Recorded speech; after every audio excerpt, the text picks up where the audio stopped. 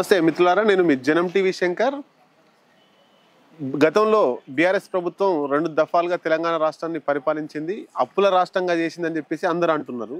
ఇప్పుడున్నటువంటి రేవంత్ రెడ్డి ఈ రాష్ట్రాన్ని మోస్తాడా, అప్పుల రాష్ట్రాన్ని ఇంకా అప్పులు చేసిపోతాడా, లేకపోతే మంచిగా పాలిస్తాడా అని ఈ విషయాల మీద మనతో మాట్లాడడానికి మాజీ మావోయిస్టు ప్రముఖ రాజకీయ విశ్లేషకులు శ్రీరాముల శ్రీనివాస్ ఉన్నారు. సార్ నమస్తే అండి. నమస్తే శంకర్ గారు. సార్, ఈ రేవంత్ రెడ్డి మీద అంటే బీఆర్ఎస్ వాళ్ళు ఒక నెగిటివ్ చెప్తున్నారు.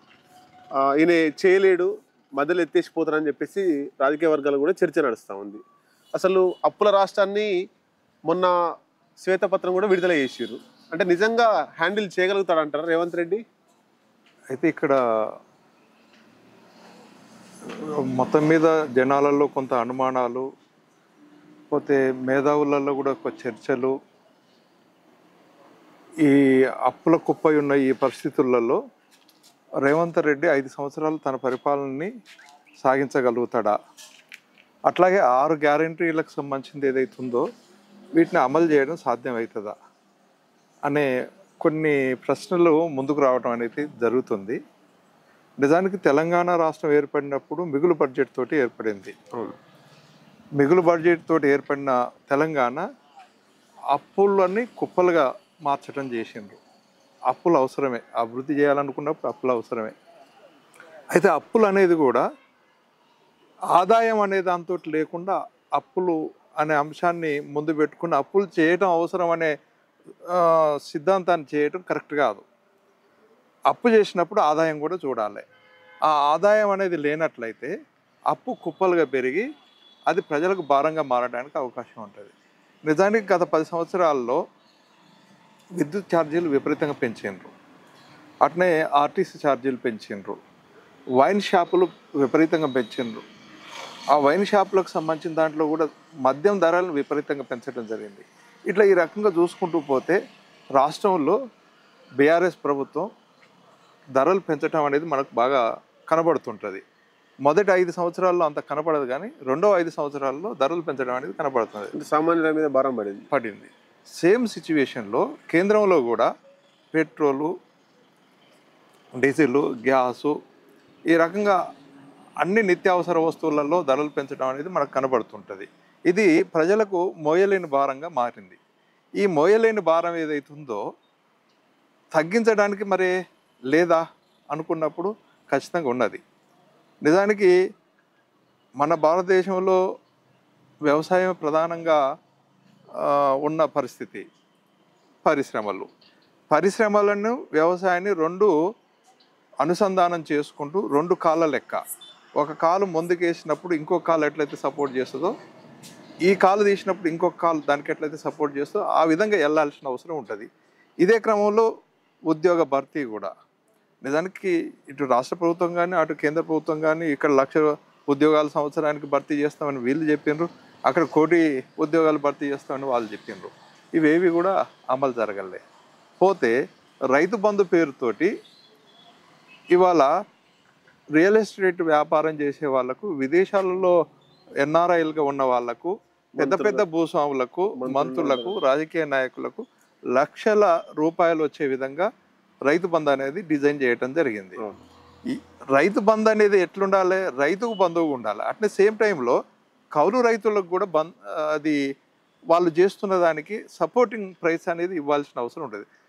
అదే కాకుండా గిట్టుబాటు ధరలకు సంబంధించింది ధాన్యం కొనుగోలు విషయంలో కూడా మనం చూస్తూనే ఉన్నాం. రోడ్ల మీద ఓట్లు పోసి రకరకాలుగా ఇబ్బందులు పడుతున్నారు. గిట్టుబాటు ధర లేక, ఒకటి సౌకర్యాలు లేక, కొనుగోలుకు సంబంధించిన యంత్రాంగం లేకనప్పుడు నిజానికి మల్లన్న సాగర్ సంబంధించిన 14 గ్రామాలు ముంపు గురి కావాల్సిన అవసరం లేదు.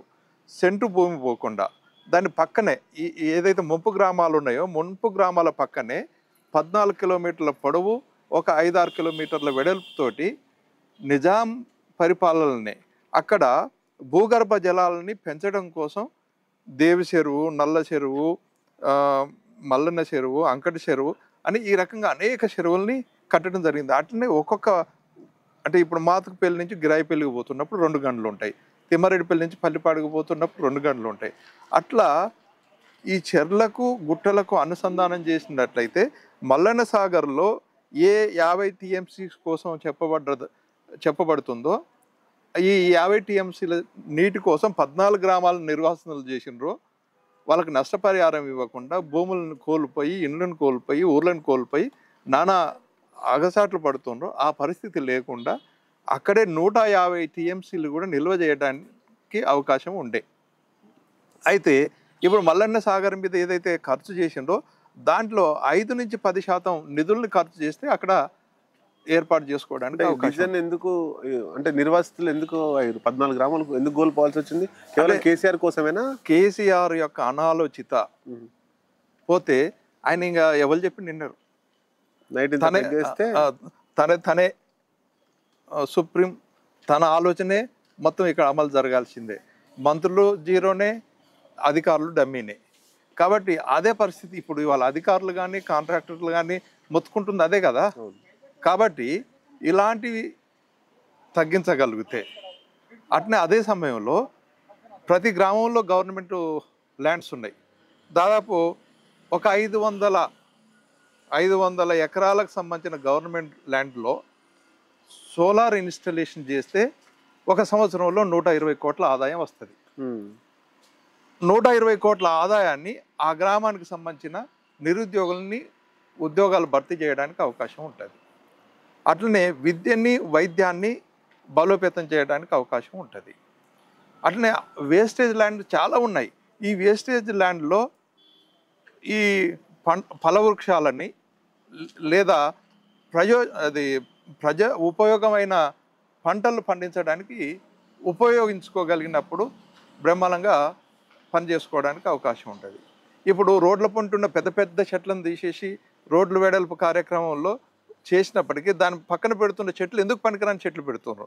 ఒక్కొక్క చెట్టుకు 35 నుంచి 40 రూపాయలు ఖర్చు చేస్తున్నారు. అయితే ఈ చెట్లు కాకుండా వెనకట ఎప్పుడో మనకు అశోకును పక్క పెట్టి నిజాం కాలంలోనే మామిడి చెట్లు పెట్టిండ్రు, వేప చెట్లు పెట్టిండ్రు, అల్లనేరేడు చెట్లు పెట్టిండ్రు, రాగి చెట్లు పెట్టిండ్రు, రకరకాల చెట్లు, పెద్ద చెట్లు పెట్టిండ్రు. అది 10 మందికి నీడనిచ్చేది, 10 మందికి అక్కడికి వచ్చే విధంగా పెట్టింది. ఇప్పుడు వీళ్ళు పెట్టేదైనా 10 మందికి అక్కడికి వచ్చేది, గాలి వస్తే కొట్టుకుపోయేటట్టు, గాలి వస్తే కూలిపోయేటటువంటి చెట్లను పెట్టి ఇవాళ మేము హరితహారం అనే దాంతో దాని మీద పెద్ద ఎత్తున ఖర్చు చేయడం జరుగుతుంది. నిజానికి కేసీఆర్ చేసిన కార్యక్రమాల్లో ఏదైతే ప్రచార ఆర్భాటం ఉందో ప్రచార ఆర్భాటానికే 1000 కోట్లని ఖర్చు చేసిండు. కాబట్టి ఇవన్నీ తగ్గించుకోగలిగితే, వ్యవసాయంలో మార్పులు తీసుకురాగలిగితే, ఇంతకుముందు చెప్పినట్టు గ్రామానికి 500 ఎకరాలకు సంబంధించిన గవర్నమెంట్ ల్యాండ్స్లో వేరే వాళ్ళు ఆక్రమించుకోవచ్చు, వాళ్ళకు ఉద్యోగాలు కూడా ఇవ్వచ్చు, సేమ్ టైంలో లీజుకు కూడా తీసుకొని వాళ్ళకు లీజు కూడా చెల్లించవచ్చు.